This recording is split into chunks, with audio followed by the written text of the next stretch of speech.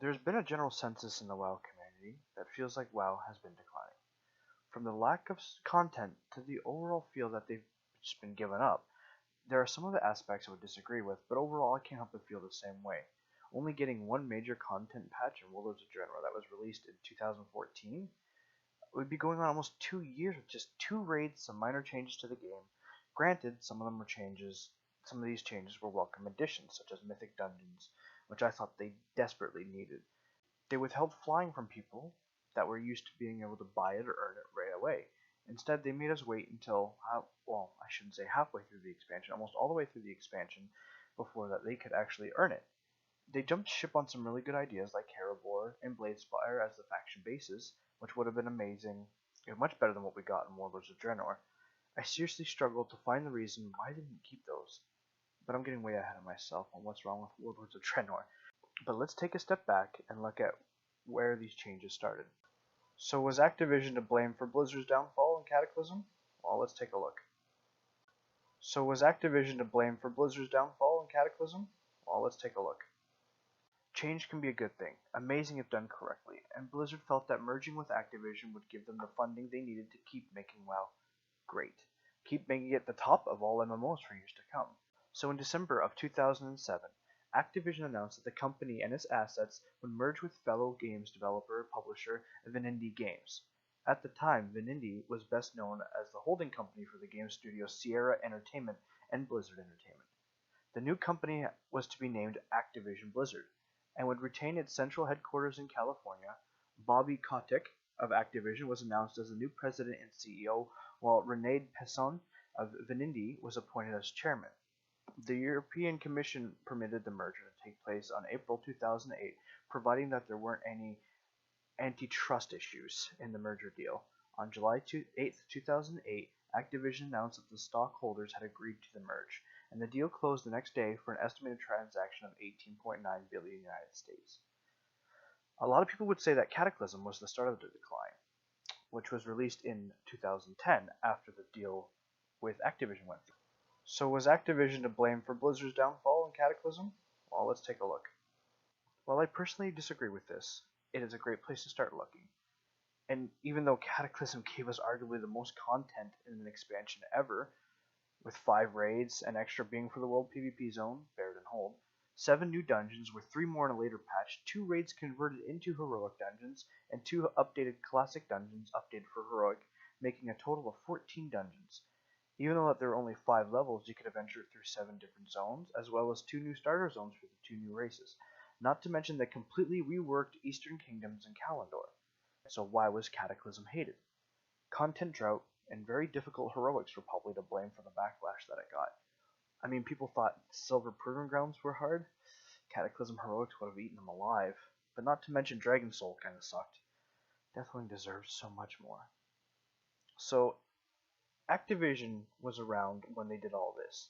So if Activision can't possibly be blamed for the lack of love, what can? There's another theory that I personally gravitate towards, and it's that Blizzard isn't focused on WoW anymore. That they have pushed more towards free-to-play games with microtransactions because they end up making more money than what WoW is making. In 2015, Blizzard reported record sub-losses for WoW, yet major profits benefiting from Heroes of the Storm and Hearthstone, their free-to-play titles. If they can make more money from at least 50% less development time, why would they keep trying for WoW? Why would they put all this time into making a huge MMO that makes less money than the free-to-play games that make a ton more? This could give us a little more insight as to why the expansions seem to be getting smaller, not just with the levels, but with the zones. But some of the zones don't seem to be getting smaller, do they? Okay, well let's say it's not a money thing. There's one more theory as to what's happening with WoW. It kind of fits in with the last theory, but in a different way. The theory is that the core development team that was moved away to work on the different titles. Let's call this development team the A team. So the B team and the rest of the alphabet had to take over in Mists of Pandaria and Warlords of Draenor because the A team were working on Hearthstone's Heroes of the Storm and the cancelled Titan project, which was declared dead in 2014. They used a small yet very competent development team to work on these games so that it could be done in half the time and with a smaller team. They also could have trained a new team to take over for them after they were done the major development cycle. After all this time, the ATV would probably now be back in development for WoW, and Legion looks like it might just be the comeback that Blizzard needs to survive. After all, Legion is a make it or break it expansion for a lot of people, including myself. If Legion is a huge success and gives fans everything they want, then I believe the A team is back, and the development team is back at 100% full strength. There are a lot of plot holes in these theories, of course, but that's why they're just theories. It could also be that Blizzard has simply fallen out of love with WoW, and had to hire on a lot of new people to get a fresh look on things, because they did hire a lot of new people. So let's just hope Blizzard nails it. Oh, and before I forget, some believe that Blizzard simply jumped ship, that all the other factors I mentioned didn't really affect WoW, that it was Blizzard simply not knowing where to take the story. There is also some evidence to support this. For example, people felt PvP in Warlords of Draenor was forced with Ashran. Oh, and again with the faction hubs being moved, and with a monument that doesn't really fit the story. The King in Green shows Khadgard, or Katgard, as Sam likes to call him, and Gul'dan fighting, and yet it never happened. Also, the caption said, "Everything we have ever done or will ever do, we are forced to do again and again." And that is, time is a flat, endless circle. That is what that's from. And it didn't really fit the story at all. The fact that they linked the storylines instead of making them separate. I thought, yeah, Khadgard and Gul'dan were going to fight it out. Maybe Khadgard was going to die, causing Gul'dan to open a portal to their Azeroth, beginning the invasion, and thus closing that circle. But it never happened. It would have got, I believe that would have gotten better with the phrase, but there's also a lot of holes in the story, no matter which side you take it. And even the Legendary Ring wasn't thought about until almost 6.2. So why does WoW, in your opinion, suck? Or are you guys still having a ton of fun regardless of the content drone?